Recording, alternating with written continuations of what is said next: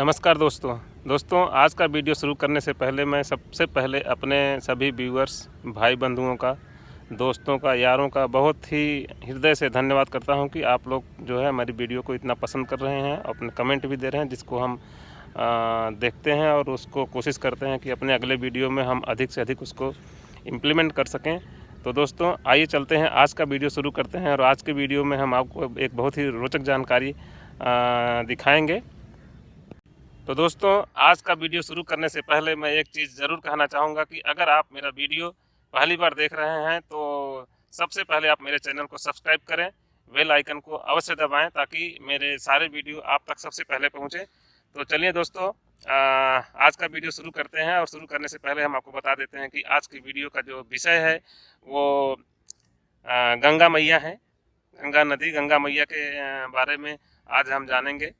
जो कुछ मुझे जानकारी है, छोटी मोटी जानकारी है, आप व्यूअर्स तक मैं लेके आ रहा हूँ आज के वीडियो में। तो दोस्तों आज का वीडियो क्योंकि गंगा माता पे है, गंगा मैया पे है, तो वीडियो शुरू करने से पहले एक बार हम जयकारा लगाएंगे गंगा मैया के लिए, उसके बाद अपना वीडियो शुरू करेंगे।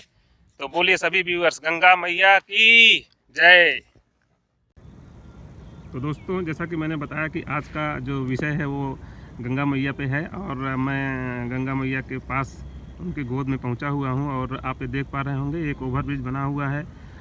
ये मिर्ज़ापुर शहर का ओवर ब्रिज है, गंगा नदी पे बना हुआ है, जिसे हम लोग शास्त्री ब्रिज के नाम से जानते हैं। और इस यहाँ पर जो है गंगा मैया के किनारे जो है मिर्ज़ापुर शहर जो है बसा हुआ है, आप देख पा रहे होंगे।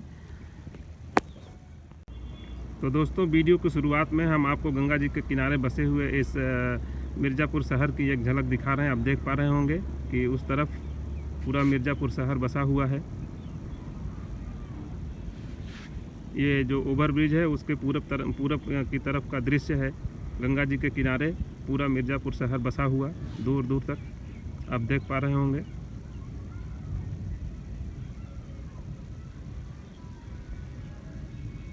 और दोस्तों गंगा जी के जो ये ऊपर ये जो शास्त्री ब्रिज बना हुआ है उसी के पश्चिम साइड में जो है जब हम बढ़ते हैं तो वहाँ पे माता विंध्यवासिनी का बहुत ही भव्य मंदिर है, जहाँ पे बहुत दूर दूर से श्रद्धालु आते हैं और वहाँ पे जो है दर्शन करके, माता के दर्शन करके अपनी जो है इच्छाओं को, अपनी जो मन्नत मांगे रहते हैं लोग उसको पूरा करते हैं। माता सभी के जो है मन्नत पूरी करती हैं, सभी को आशीर्वाद देती हैं। तो माता विंध्यवासिनी का मंदिर दोस्तों यहीं पे मिर्ज़ापुर में विंध्याचल में बना हुआ है, जहाँ पे बहुत दूर दूर से लोग दर्शन करने के लिए आते हैं। तो दोस्तों आप सभी बड़े ध्यान से गंगा माता के दर्शन करें और साथ में जो है आज के वीडियो को मैं आगे बढ़ाता हूँ आपको गंगा मैया का दर्शन कराते हुए। और बताना चाहूँगा दोस्तों कि गंगा माता का बहुत ही बड़ा हाथ, बड़ा आशीर्वाद रहता है। यहाँ के आसपास के जो भी गंगा जी के किनारे लोग बसे हुए हैं उनके ऊपर आशीर्वाद रहता है गंगा माता का कि बहुत तरीके से जो है लोग गंगा मैया की वजह से ही अपनी जीवनचर्या को चलाते हैं। इसीलिए लोग बहुत ही मान्यता है गंगा माता की। दोस्तों जैसा कि हम सभी जानते हैं कि गंगा नदी का हमारे यहाँ बहुत ही बड़ा महत्व है। लोग गंगा नदी को जो है माता की तरह पूजते हैं। और आज के वीडियो में हम ये जानेंगे कि ऐसा क्या है कि हम गंगा नदी को गंगा नदी न कह के गंगा माता या गंगा जी या गंगा मैया कह के बुलाते हैं, उनकी पूजन याचना करते हैं। और यहाँ तक मान्यता है दोस्तों कि अगर गंगा जी के जल में स्नान कर लिया जाए तो जितने भी पाप आदमी किए रहता है वो सब पाप जो है एक स्नान मात्र करने से धुल जाते हैं।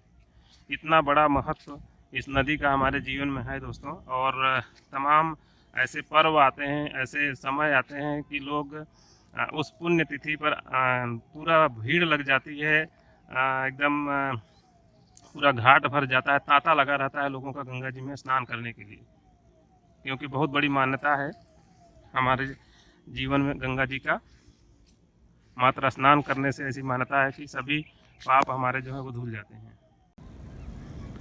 तो दोस्तों आइए जानते हैं गंगा माता के बारे में कि किस तरह से जो गंगा जी के आसपास बसे हुए जीव जंतु और मनुष्य हैं उनके लिए किस तरह से जो है उपयोगी हैं।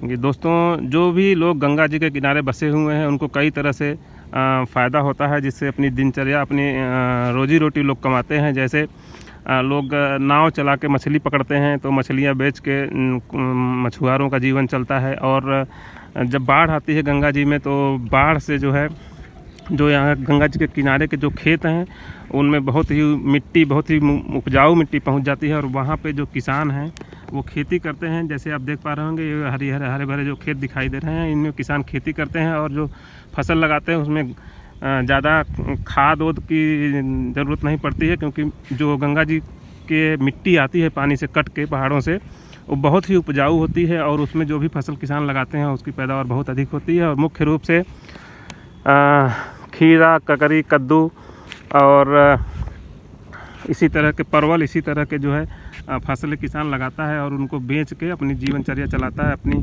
जीविका चलाता है। कमाई का मुख्य साधन यहाँ पे गंगा जी बन जाती हैं। दोस्तों, ये गंगा जी का मन लुभावन दृश्य आप देख पा रहे होंगे। और मैं ज़्यादा से ज़्यादा गंगा जी के दर्शन आपको कराना चाहूँगा। और साथ ही साथ मैं बताना चाहूँगा दोस्तों कि गंगा जी में जो रेत कट के पहाड़ों से आती है, जो रेत निकाली जाती है, जो बालू निकाला जाता है, उससे हम अपने घर का निर्माण करते हैं। आप सभी जानते हैं कि सीमेंट और बालू मिला के जो है ईंटों की जोड़ाई करते हैं, अपना घर बनाते हैं। इस तरह से माँ गंगा हमारे घर के निर्माण में भी अपना हाथ लगाती हैं, अपना आशीर्वाद देती हैं। दोस्तों, जैसा कि मैंने बताया कि गंगा जी में स्नान करने से ऐसी मान्यता है कि जो है हमारे पाप जो है सब धुल जाते हैं, सब कट जाते हैं, हम जो है स्वच्छ हो जाते हैं। और इसी कड़ी में मैं आपको दोस्तों बताना चाहूँगा कि हमारे यहाँ जब कभी भी कोई शुभ कार्य होता है, पूजा पाठ होता है, शादी विवाह होता है, तो हर जो है शुभ काम में गंगा जी के जल का छिड़काव किया जाता है, पूजा के समय में या इस तरह के शुभ कार्यों में। और एक बहुत ही खास चीज़ है गंगा जी के जल में, कि गंगा जी के जल को आप कितने दिनों तक भी एक बोतल में भर कर रख दीजिए तो वो सड़ता नहीं है, उसमें कीड़े नहीं पड़ते हैं। और अगर आप दूसरा कोई जल रखें तो उसको आप 2-4 दिन ही रखेंगे तो वो पीने लायक नहीं रह जाता है। लेकिन गंगा जी का जल आप जितने अधिक दिन तक रखेंगे उतना ज़्यादा स्वच्छ और निर्मल होता जाता है। ये खूबी है गंगा जी के जल में। और इसीलिए जो है गंगा जी के जल का इस्तेमाल पूजा पाठ में किया जाता है। तो दोस्तों, आप गंगा जी के दर्शन का लुत्फ़ उठाते रहिए। और साथ ही साथ मैं आपको जो है गंगा जी की कुछ विशेषताओं के बारे में बताता हूँ। ध्यान से सुनेंगे तो आपको जानकारी भी मिलेगी और आपको अच्छा भी लगेगा कि गंगा जी जो है का उद्गम कहाँ हुआ है, कहाँ से चलती हैं, किन किन देशों में गंगा जी बहती हैं, और किस किस तरह से जो है गंगा जी के पानी का इस्तेमाल हम अपने ज़िंदगी में, अपने जीवन को अच्छा बनाने के लिए करते हैं। तो दोस्तों, आइए हम थोड़ा सा गंगा जी के बारे में कुछ विशेष बातें जानते हैं। दोस्तों, गंगा नदी जो है ये भारत की मुख्य नदियों में से एक है, क्योंकि कई तरीके से जो है हमारी अर्थव्यवस्था को भी गंगा नदी का पानी जो है बहुत मदद करता है। जैसा कि मैंने बताया दोस्तों कि गंगा नदी जो है हमारे देश की, भारतवर्ष की मुख्य नदियों में से है। और गंगा जी हमारे जो उत्तराखंड जो राज्य है वहाँ से इनका उद्गम होता है। और उत्तराखंड से चल के उत्तर प्रदेश से बिहार से बंगाल और झारखंड तक जो है गंगा जी बहती हैं। और जहाँ से लेकर उद्गम स्थल यानी उत्तराखंड से लेके बंगाल की खाड़ी तक, झारखंड तक जो है, जहाँ जिस तरह से गंगा जी बही हैं, वो पूरे अपने क्षेत्र में जो है सिंचाई का बहुत बड़ा साधन है। उसी की सिंचाई से किसान अपने फसलों को उगाता है, जो पूरे देश को, पूरे विश्व को जो है पेट भरने का काम करता है। तो दोस्तों, आपने जाना कि गंगा जी जो है 3 देशों में बहती हैं। भारत में इनका उद्गम स्थल है और भारत, बांग्लादेश और नेपाल में भी गंगा जी बहती हैं। इसके अलावा दोस्तों मैं बताना चाहूँगा कि भारत के किन किन राज्यों से होके गंगा जी बहती हैं। तो गंगा जी जो है उत्तराखंड में उद्गम स्थल है। उत्तराखंड से चल के उत्तर प्रदेश, फिर बिहार, झारखंड और बांग्लादेश, इन प्रदेशों में जो भारत के इन प्रदेशों में गंगा जी बहती हैं। और जहाँ तक आशीर्वाद गंगा जी के जल का मिलता है, लोग सिंचाई करके, मत्स्य पालन करके, बालू का निर्माण निकाल के घर बनाने के लिए इस्तेमाल करके अपने जीवन को माता गंगा के आशीर्वाद से अच्छा बनाते हैं। तो दोस्तों, आइए बात करते हैं गंगा नदी के उद्गम का। तो गंगा जी का जो शुरुआत, जो उद्गम स्थल है दोस्तों, वो उत्तराखंड के उत्तरकाशी ज़िले में एक जगह से, जिसे हम लोग गंगोत्री हिमनद के नाम से जानते हैं, और वहाँ से गंगा जी का जो शुरुआत होता है वो भागीरथी नदी के नाम से होता है, और जो कि देवप्रयाग नामक स्थान पे पहुँच के एक अलकनंदा नाम की नदी से जुड़ जाती हैं, और उस संगम के बाद से जो नदी आगे बढ़ती है उसको हम गंगा नदी के नाम से दोस्तों जानते हैं। और इस समय मैं गंगा जी के किनारे हूँ, तो गंगा जी का जो अद्भुत दृश्य है, प्राकृतिक दृश्य, मन लुभावन दृश्य है, उसका भी आप इस समय लुत्फ़ उठा सकते हैं दोस्तों।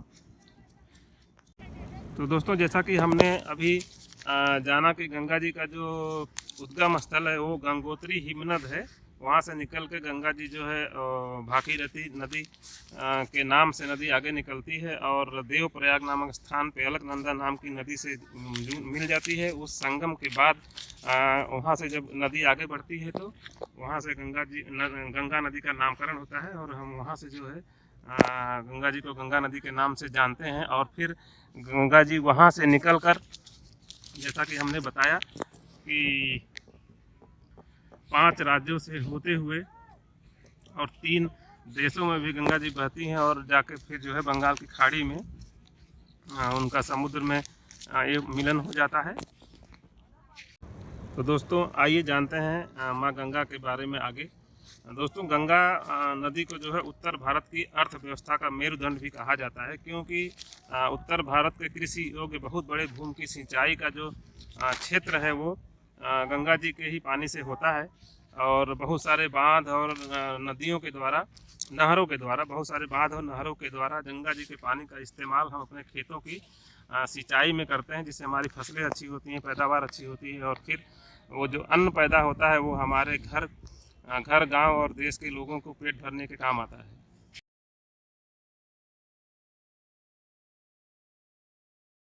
तो दोस्तों, गंगा जी का जो पानी होता है वो पूरे 12 महीने तक जो है हम अपने सिंचाई के लिए, अपने खेतों की सिंचाई के लिए इस्तेमाल करते हैं, और पूरा जो गंगा जी का क्षेत्र होता है ये मुख्य रूप से गंगा जी के पानी पर ही सिंचाई के लिए निर्भर रहता है। और गंगा जी पर 12 महीने गंगा जी के पानी का इस्तेमाल करने के लिए कई बांध भी बनाए गए हैं, जिनसे समय समय पर पानी को हम लेके अपने खेतों की सिंचाई करते हैं। तो दोस्तों, जो मुख्य बांध गंगा जी पर बने हुए हैं उसके बारे में हम थोड़ा सा आपको बता दें कि एक फरक्का बांध बना हुआ है, या फरक्का बैराज बना हुआ है, जो कि पश्चिम बंगाल में है। टिहरी बांध बना हुआ है जो कि उत्तराखंड में है, और एक भीमगौड़ा बांध बना हुआ है। इन तीनों बांधों में जो है गंगा जी के पानी को इकट्ठा कर लिया जाता है, रोक लिया जाता है, और उसको फिर जो है अपनी ज़रूरत के हिसाब से समय समय पर नहरों के द्वारा हर गांव में पहुंचाकर अपने खेतों की सिंचाई करने के लिए हम उपयोग में लाते हैं। दोस्तों, आप देख सकते हैं कि गंगा जी के पानी का बहाव कितना तेज़ है यहाँ पे, और कितना साफ़ और स्वच्छ निर्मल पानी है। तो दोस्तों, आइए हम गंगा जी के कुछ सहायक नदियों के बारे में बात करते हैं। दोस्तों, जो गंगा नदी की जो मुख्य सहायक नदियाँ हैं उसमें हम बताते हैं आपको, महाकाली, कर्नाली, कोसी, गंडक, सरयू, यमुना, सोम नदी और महानंदा, ये कुछ सहायक नदियाँ हैं जो गंगा जी में आके मिलती हैं। और इनमें से जो मुख्य गंगा नदी की गंगा जी की जो सहायक नदी है दोस्तों, वो उसे हम यमुना नदी के नाम से जानते हैं। और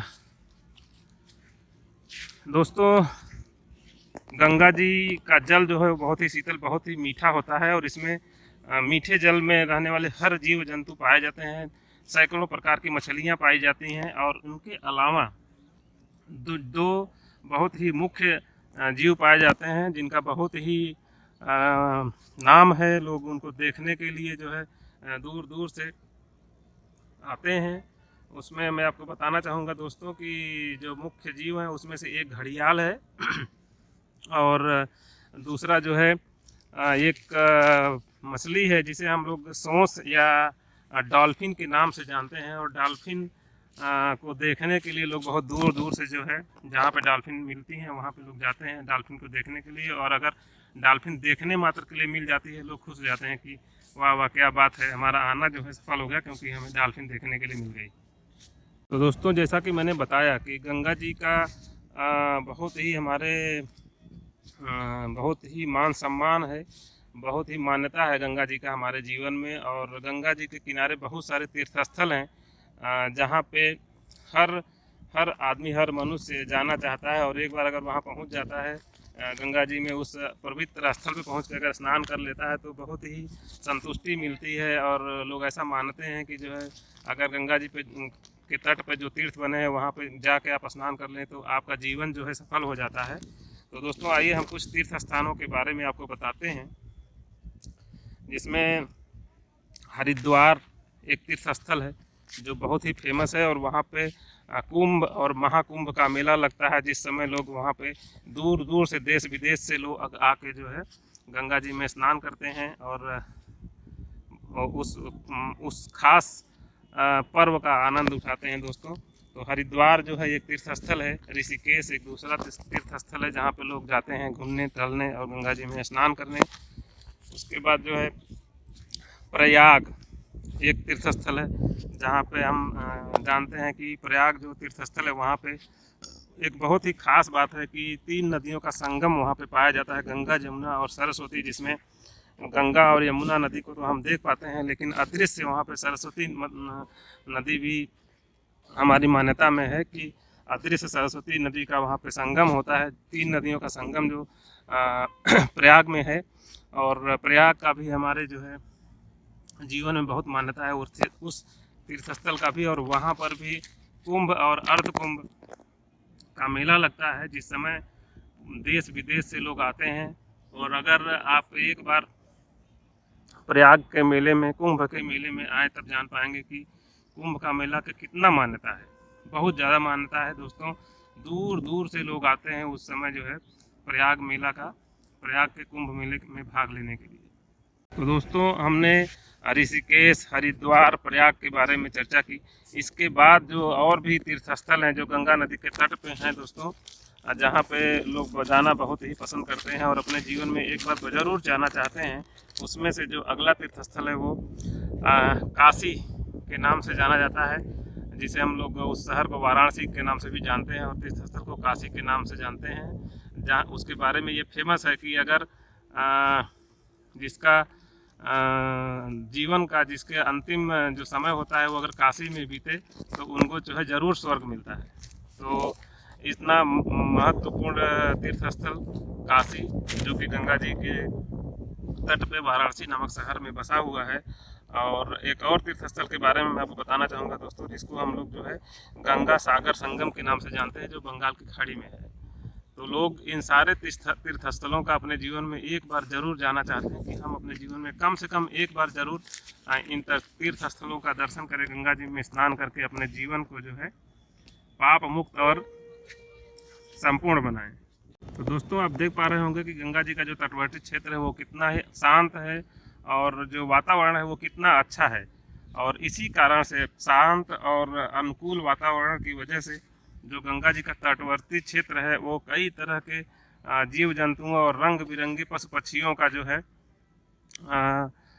पशु पक्षियों का शरण भी गंगा जी देती हैं। और कई तरह के रंग बिरंगे जीव जंतु आपको देखने के लिए गंगा जी के तटवर्ती क्षेत्र में मिल जाते हैं। उसका कारण यही है कि गंगा जी का जो तटवर्ती क्षेत्र होता है बहुत ही शांत और पर्यावरण बहुत ही अनुकूल होता है जीव जंतुओं के लिए, क्योंकि उन्हें पीने के लिए मीठा पानी और घूमने टहलने के लिए, रहने के लिए जो खाली मैदान होता है गंगा जी के किनारे का, वो मिलता है। तो दोस्तों हम जान रहे थे गंगा जी के बारे में, गंगा जी की उपयोगिता के बारे में। दोस्तों गंगा जी की उपयोगिता हमारे जीवन में इतनी अधिक है जितना जाने कम है। लेकिन दोस्तों हम आपको जो है गंगा जी के जो आर्थिक महत्व हैं, अगर उसको हम न बात करें तो गंगा जी की बात जो है अधूरी रह जाती है। तो दोस्तों हम बात करते हैं गंगा जी की आर्थिक उपयोगिता के बारे में कि क्या आर्थिक महत्व हमारे जीवन में गंगा जी की वजह से, गंगा नदी की वजह से है। तो दोस्तों पर्यटन एक ऐसा व्यवसाय है, एक ऐसा क्षेत्र है दोस्तों कि दूर दूर से जो है लोग गंगा जी में नहाने के लिए, गंगा जी के जो घाट हैं, गंगा जी के जो तीर्थस्थल हैं उनको देखने के लिए लोग आते हैं।